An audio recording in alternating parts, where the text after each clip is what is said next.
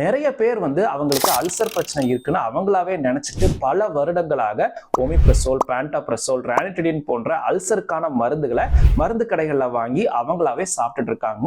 இது ஒரு கிட்டத்தட்ட அடிக்ஷன் மாதிரியே மாறிட்டு வருதுங்க.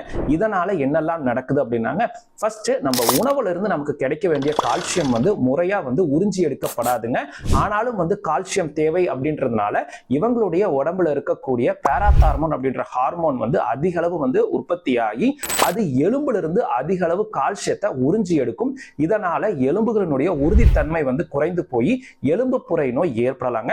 இரண்டாவது, அதிக நாட்கள் எடுக்கிறதுனால கிட்னி பாதிப்பும் ஏற்படலாங்க.